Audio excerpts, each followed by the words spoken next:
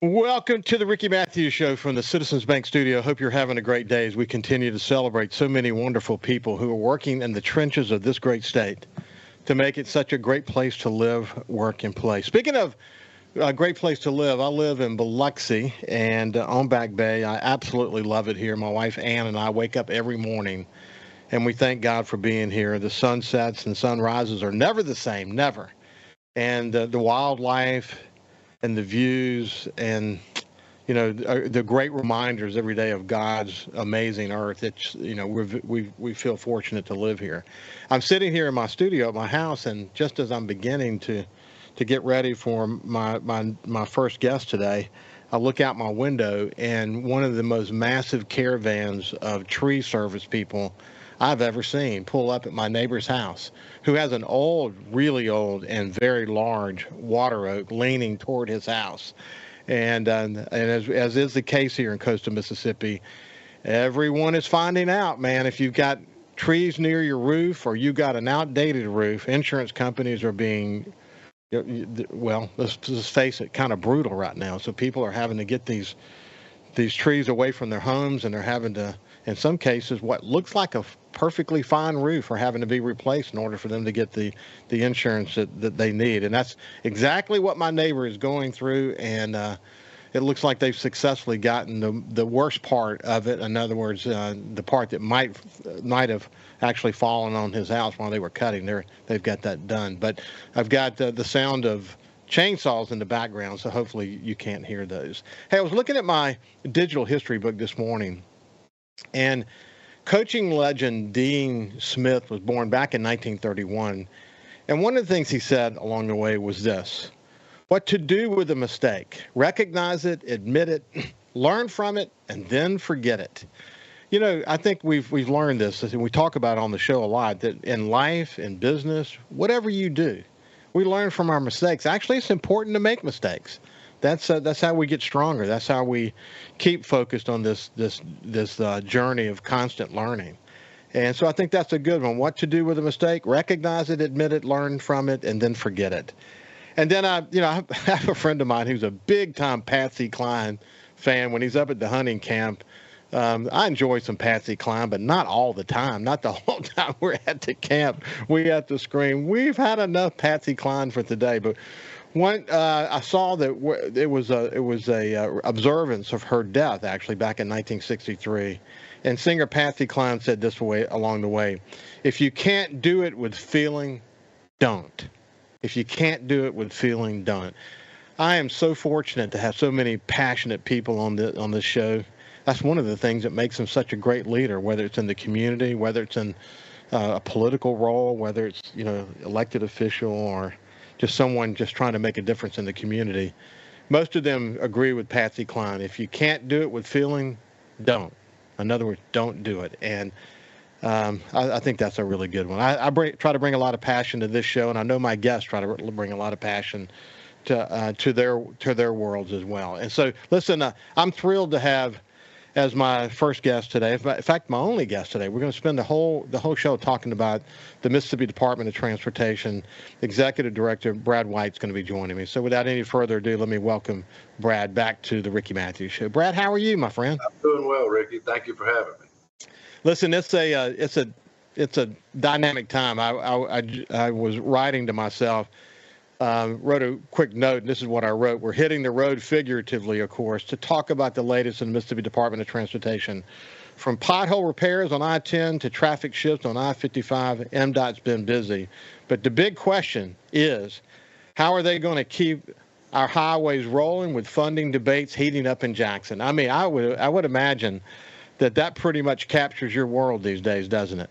It does. It does. We're thankful to be a part of the discussion. This is, as I mentioned earlier, this is the first time since 1987 that transportation and infrastructure funding in a meaningful, recurring way has been part of the discussion. So I'm really excited about the opportunities that we have and look forward to working with our House and Senate leadership to hopefully get something that benefits all the taxpayers. I was looking at like recent news, lane closures on I-20 in Warren County, emergency pothole repairs on I-10, and there's a long list of other things. But there are There are screaming signs of infrastructure needs across this state that probably haunt you, don't they? Yeah. The taxpayers have about 33,000 miles of interstate and state highways. We've got about 5,500 bridges on that system. That's an asset that's valued at about $66 billion.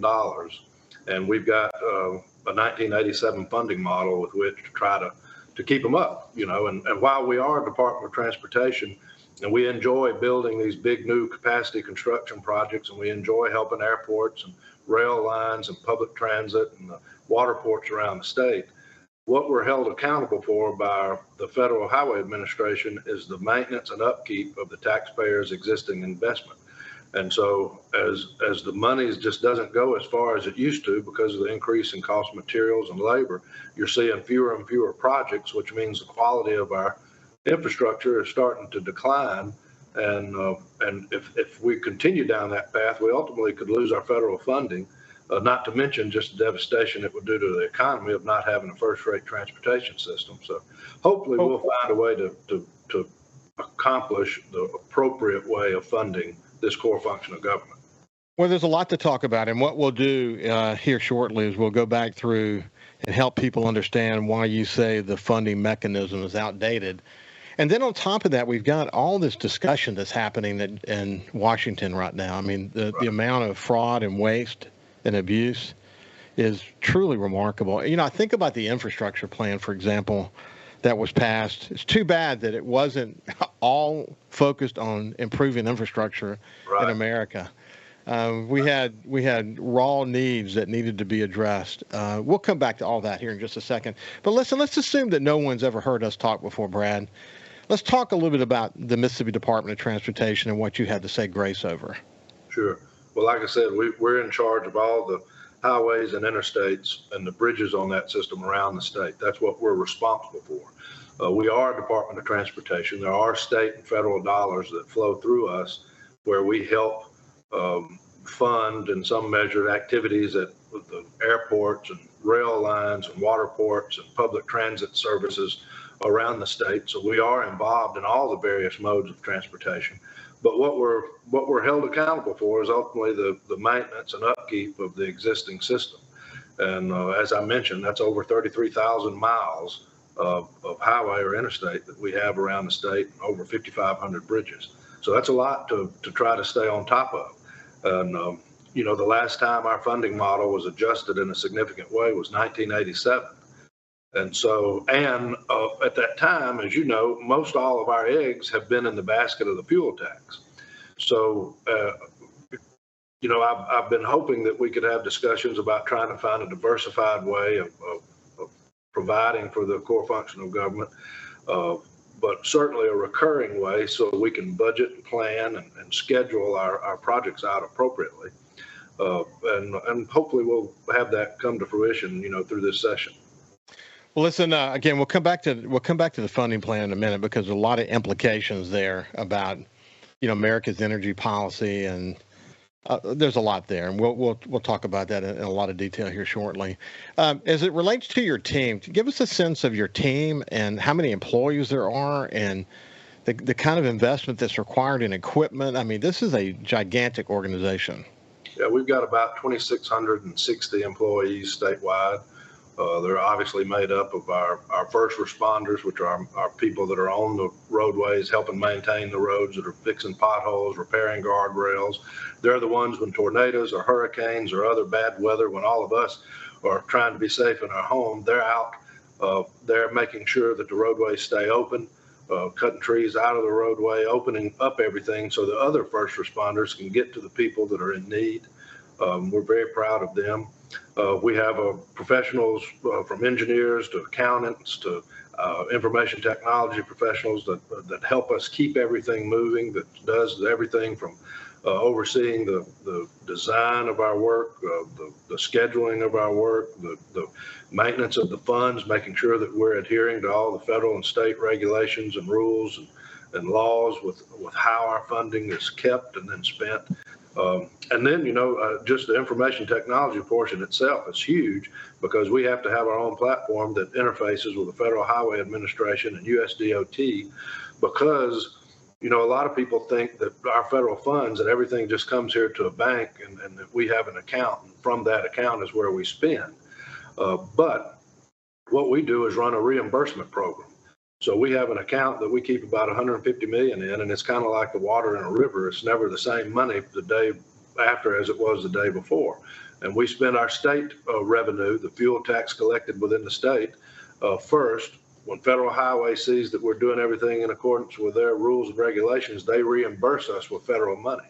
So it's a reimbursement program that we maintain, and it takes a lot of people to monitor that. When we come back on the other side and continue our conversation with the Executive Director of the Mississippi Department of Transportation, Brad White, we're going to drill down on the current funding mechanism and why this continues to be an important conversation. And I want to parallel that a bit with the ongoing discussions about America's energy policy and how that might either negatively or positively impact the approach that we're taking currently. We'll see you with more with Brad White after this break. We'll see you shortly. Welcome back to the Ricky Matthews Show from the Citizens Bank Studio. We're visiting with my friend Brad White, the Executive Director for the Mississippi Department of Transportation, and kind of giving you a pretty thorough update on this organization, its funding, why it's so critical to us, and the ongoing activities in the legislature around potential future funding mechanisms that are critical to all of us in this state. But before we're going to talk about funding here shortly, but before we do it, I love the view that you have behind you. For people who are watching on SuperTalk TV, Facebook, or YouTube, they can see that. What a great office you have, and I see that big rocking chair in the background. Is there a story behind that? That was a gift from Commissioner Andy Gibson with Agriculture and Commerce. After I first became director and came back to the Department of Transportation, he hosted a meeting with a lot of agricultural leaders that obviously infrastructure and having good roads and bridges was very important to them in order to get their crops and their goods in and out. We had a meeting at his office, and he had a rocking chair similar to that, and it was kind of in a corner, so they had me sit in it where I could see everybody, and we conducted the meeting, and I just made a comment about how comfortable the rocking chair was, and within a few days, he had one of his folks show up, and he had purchased me one and brought it to me, so I use it here in the office, and I enjoy it a lot. It's a nice place. What a thoughtful gift. Looks like it's padded as well. So, I like sitting in a rocking chair and just thinking, Yeah. It looks like it's in a great spot where you can really do some wonderful thinking looking out over the city of Jackson. So, listen, as we just said, the funding's the big elephant in the room with MDOT these days. I mean, you've been vocal about the need to move away from just having a fuel tax. And there's been a lot of discussion in the legislature. I would say that the discussions in the legislature are very positive as it relates to a recognition that we've got to begin to think about how to change that funding mechanism. So why don't we start with this? Talk about how it is now. How it is now. And I want to really drill down on that just a little bit, where some additional funds may be coming from, the role the federal government plays, et cetera. And then we'll shift gears and talk a little bit more about what some of the possibilities are. But let's talk more about how it works now.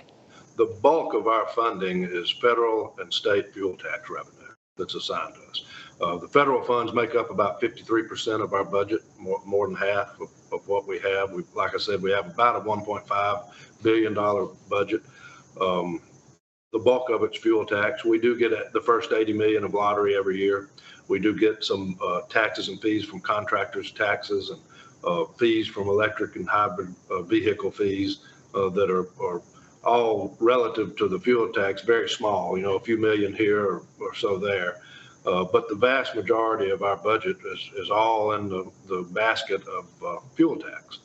And so, and that's not been adjusted since 1987.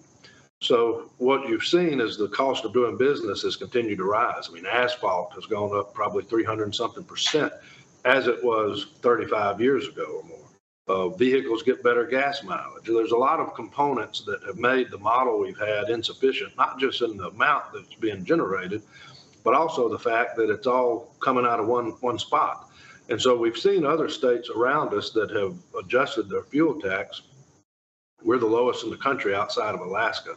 Other states have adjusted their fuel tax, but they've also done something else that I think is very important, and that is try to move away from having all dependency on fuel tax. They've tried to come up with a diversified manner in which to generate the money. And that is some of the proposals that we presented to the legislature in the last couple of sessions, is the idea that we can provide for this core function of government within the existing budget without having to raise taxes. If they gave us a portion of the use tax or a portion of gaming revenue or a portion of other streams that already exist that historically have been used for infrastructure purposes, if we could have a diversion of those funds on a recurring revenue, collectively we could make up that shortfall without having to raise taxes. Now, it would not raise taxes, but it wouldn't allow for a tax cut either, because you'd be using a lot of revenue within the budget. And what the legislative discussion now is reshaping our tax structure as a state, moving away from the income tax and moving to more of what I would call a consumer-based tax model. And they're the policymakers, and I certainly recognize that, want to work with them to do that. But I think that that's a step in the right direction, because just the bottom line is we've got the same amount of money going into the work we're doing. It's paying for less projects, and eventually that means the condition of our roadways are going to continue to deteriorate. So in some form or fashion, our policymakers know they've got to deal with this deal. You know, they've got to figure out a way to provide for this core function of government. Well, it's been very interesting as we watch that debate in Mississippi around the income tax and how to best approach that. How to think about it. Of course, on the House side, it's it's very aggressive, and it's going to be a stone that kills a lot of birds, and so there's a lot to think about there.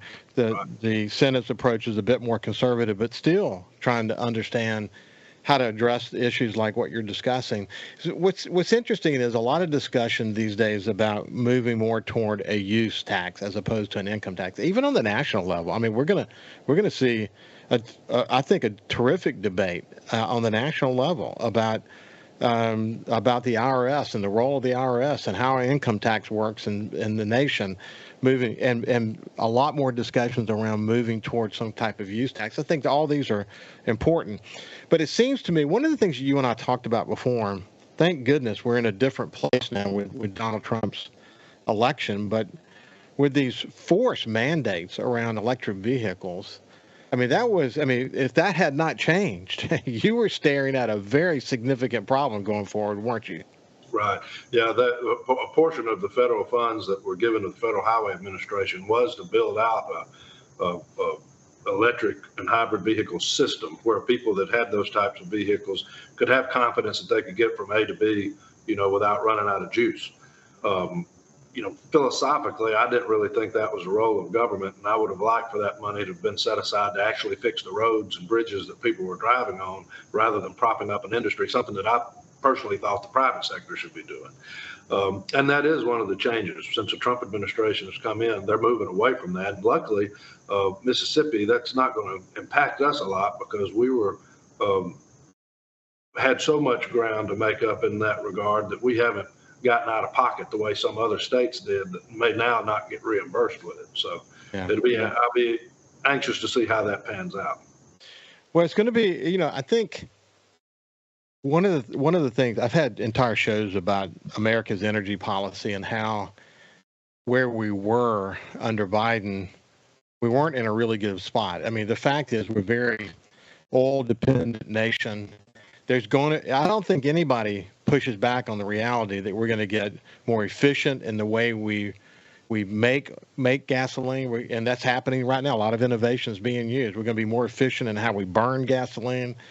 We're going to see more and more discussions about electric vehicles, and frankly, electric vehicles are going to be part of our future. There's no question about it. There's big questions about whether it works in places, rural areas of Mississippi, for example. That's something that I think the natural flow of demand will ultimately kind of take care of.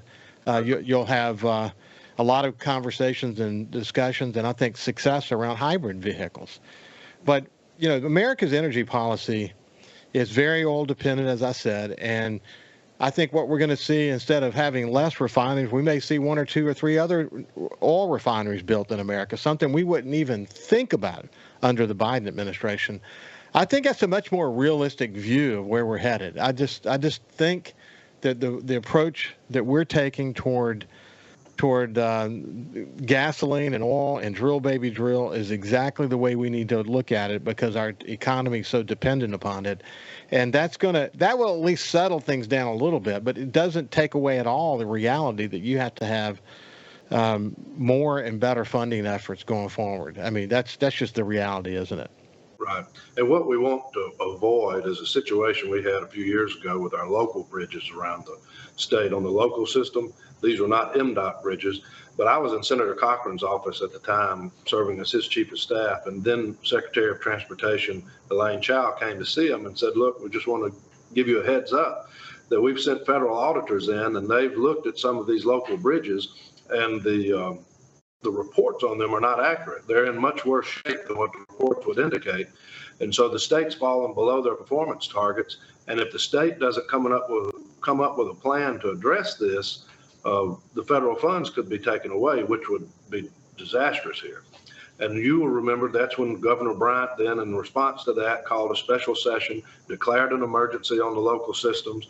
The legislature came in, created the lottery, created the Emergency Road and Bridge Relief Fund. And for the last several years, we've been investing funds into the counties and cities around the state to try to repair those bridges. And we've made a lot of progress with it. But hopefully what we'll see this time is come up with something where we're not having to be reactionary. We can be proactive and take care of this on the front end before the federal government has to step in and issue a bunch of threats to force us to do something that we should already be doing anyway. And these bridges exist in every little nook and cranny in this state. I'll give you a couple of quick examples in the areas where I hunt up in the Mississippi Delta. There's a lot of work to be done in this state. Well, when we come back, we'll continue our conversation with Brad White, the Executive Director for Mississippi Department of Transportation. We'll see you after this break. Welcome back to the Ricky Matthews Show from the Citizens Bank Studio. I hope you're having a great day as we're enjoying a conversation today with the Executive Director for the Mississippi Department of Transportation, one of the most important agencies in the state of Mississippi. They keep us safe in a lot of ways, in ways we don't even fully appreciate. But we've talked about funding and the legislature. We'll come back to the legislature in just a second, but I want to spend a few minutes just talking about the case for action. You mentioned Elaine Chao doing the audit. You already had mountains of paperwork to show you what the needs are in the state. And I mentioned, we think about, like the highways that we go down and we go across a bridge, and we may see some big, improvements in those bridges in the roads that are well traveled. But there's a lot of roads that are not well traveled, off the beaten path. I can think of a couple that it's on, in some cases, maybe even a dirt road. And but that dirt road takes you to some important farmers in the Mississippi Delta. And the bridge has been shown to not be up to standards, and in some cases they had to be closed. And you've had to go in and replace those and work to get them safe again. But there's a lot of off the beaten path work that you're doing that we don't see that adds up. It's a lot of money, isn't it, Brad? Yeah, and a lot of projects that we need to be doing that we're unable to do. Every year the Federal Highway Administration brings a team in that joins with our team, and we go out and inspect every inch of the interstates around the state. That's done on an annual basis. And then every other year we do that to the rest of the highway system. And from that is where we get the list of priorities that where we need to attack it and where we need to rehabilitate lane miles all over the state in all 82 counties. So this isn't something that's just picked by the elected commission. This is a data-driven process that the data comes back and tells us here's where the needs are. And the problem is the money is running at about a $485 million shortfall to adequately address those needs in the way that we would ideally like to do on an annual basis. So that's what's brought the discussion about. But no, you're exactly right. There's needs in all 82 counties. And they're not just the rehabilitation of the existing system, but we need to also be acting proactively to try to build construction capacity projects that allow us to add efficiency to the state. The reason you look around areas on the Gulf Coast or in DeSoto County or the Jackson metropolitan area and you see all this traffic woes and stuff, it's because about 12 or 15 years ago, due to this funding issue, the Transportation Commission had to cancel that program that added lanes, turned a 2-lane into a 4-lane, or built a bypass.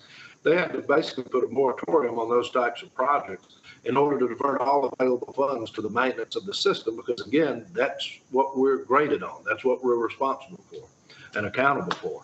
And so with that program being set on a shelf, our traffic continued to grow, and it grew past the effectiveness of the system. And so when we received a little more than $1 billion extra in the last reauthorization of federal highway, thanks primarily to Senator Wicker's leadership on that committee, we were able then to have about $200 million extra dollars a year that we were able to restart that capacity program.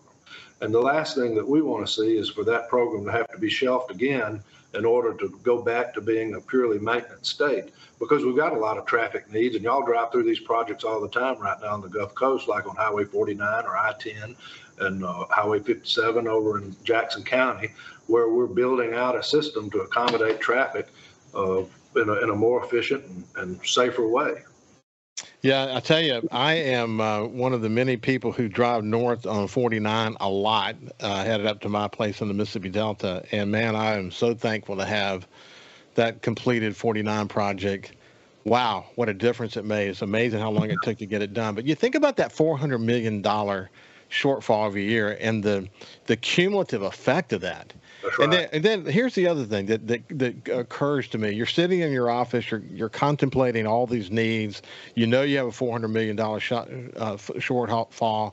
You have whatever was left over from last year and whatever the year before. I mean, the accumulation of needs has to be very significant.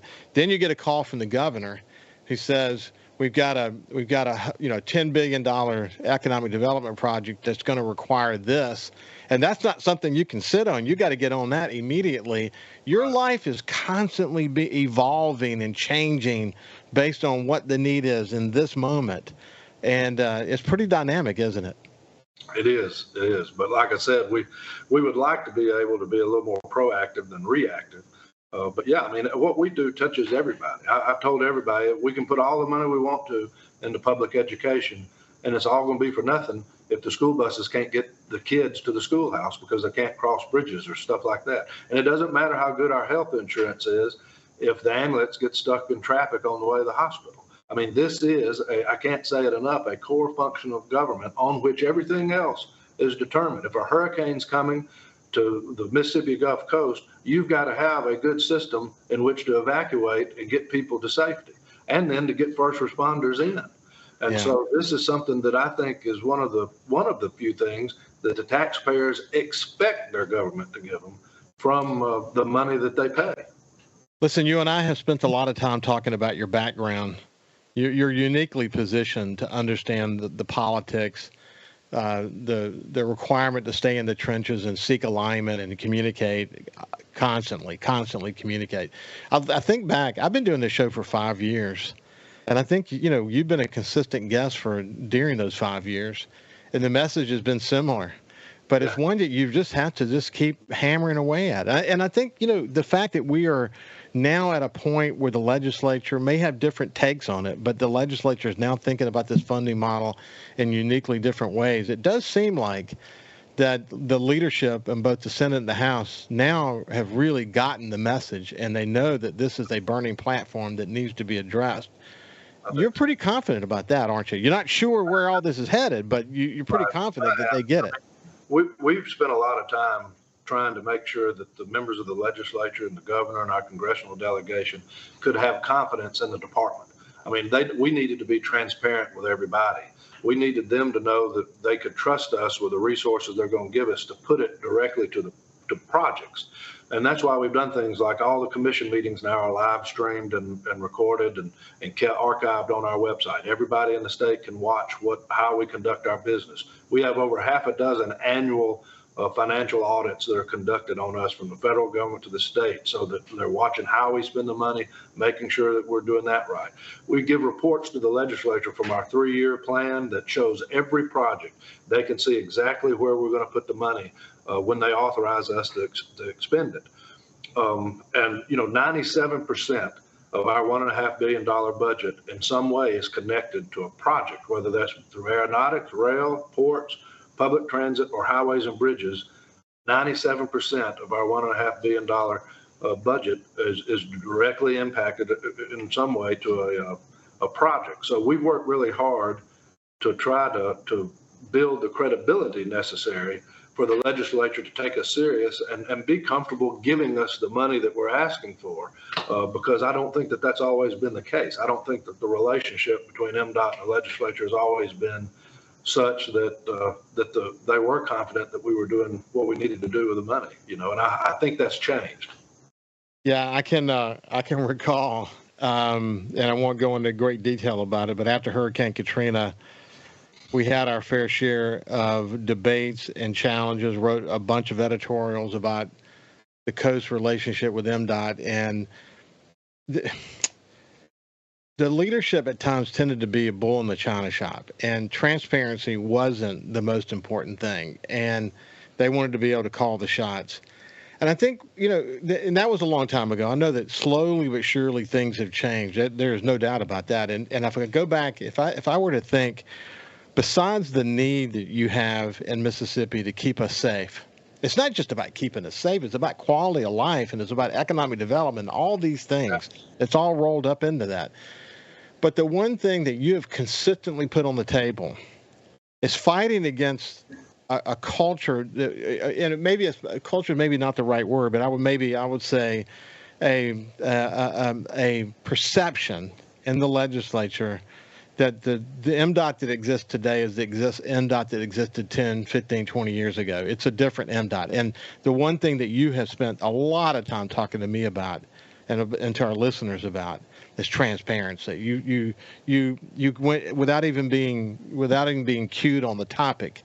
You brought this up because you want people to understand that your work is an open book, and people should never worry about the work that you're doing to try to cross the T's and dot the I's for a lot of important reasons, so that the money that we do have is being used appropriately. You spend a lot of time talking about that, don't you? Absolutely, because I think that's key. One, it's the right thing to do. I mean, I think that's the way government is supposed to operate. But two, I think it's foolish for us to expect that we're going to be able to convince anybody to give us the resources we need if they can't have confidence in what we're doing with it. They have to know that it's actually going where the rubber meets the road, literally. Yeah.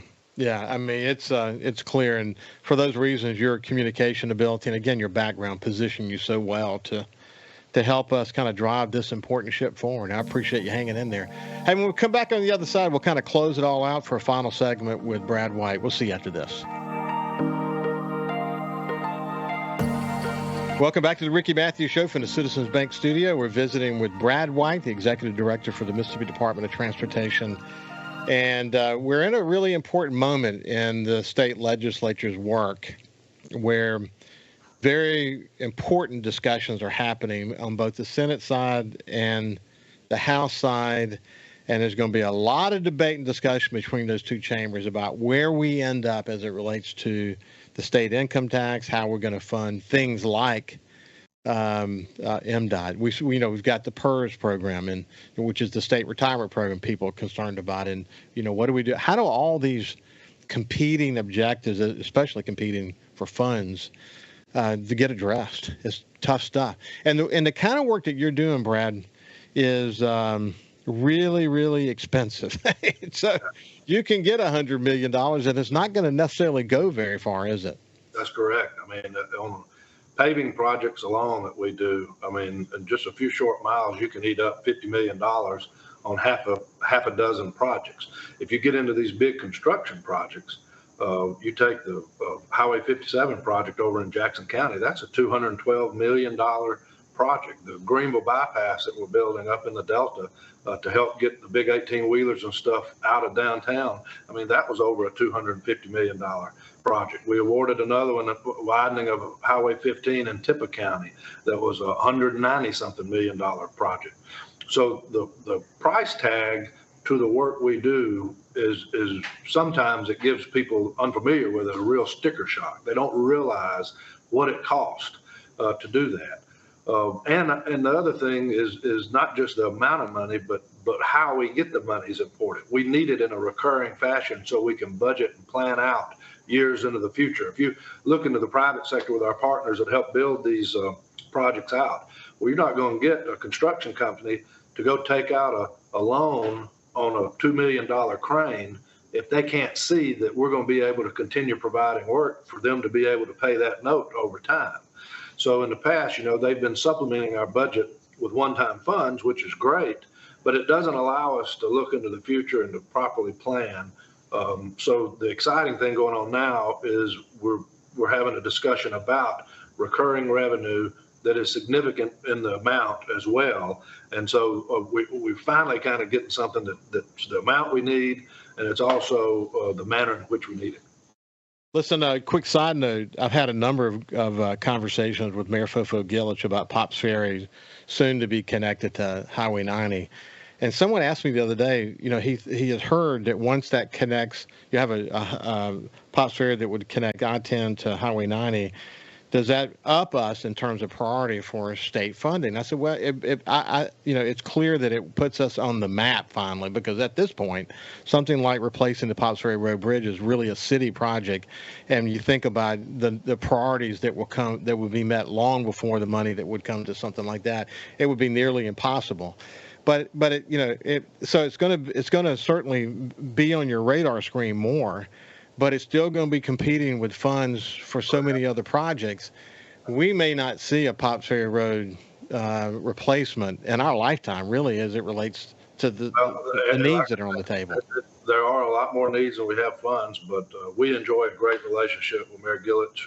We work with them, in fact, through the Emergency Road and Bridge Program, I think in the neighborhood of about $12 million maybe, that helped repair the Pops Ferry Bridge to where it could remain operational and be used and things like that. So working with our partners at the municipal and county level, I mean, that's important for us because we're all in this together. I mean, Governor Barber, you've heard him say before that governing is a team sport. And so we work very hard to stay in touch with the county supervisors, the mayors, and aldermen and councilmen around the state to be sure that we're trying to all pull our wagons in the same direction, because they're all interconnected, whether it's state aid or county or city or us, So I can see that bridge out my back, from my back deck, and that work that has been done to make the drawbridge more reliable, and I'm sure will continue to be done, is really, really, really important. I mean, that. The worst thing we could have is that bridge to be stuck. And for people who are not familiar with it, it's an important bridge for a lot of reasons, not just evacuating, not just because there's a lot of people that go back and forth from North Biloxi to the Biloxi Peninsula, but a lot of barges that are headed toward places like the industrial canal in Harrison County go through that bridge, and coal to Mississippi Power Company goes through that bridge. So it's a really active bridge, and it's one that needs to be operational at all time. Hey, so listen, coming back to the legislature, man, it's going to be an important debate, and you have no idea where this is going to land, do you? No, I'm not. There's two vehicles alive, both House and Senate.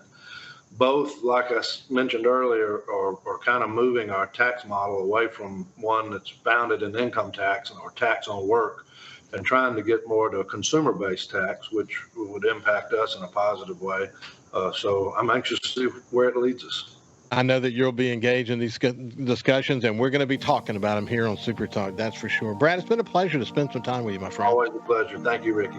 You bet. This has been Brad White, the Executive Director for the Mississippi Department of Transportation. Hope you enjoyed the conversation. I know I did. Have a great day, and we'll see you tomorrow.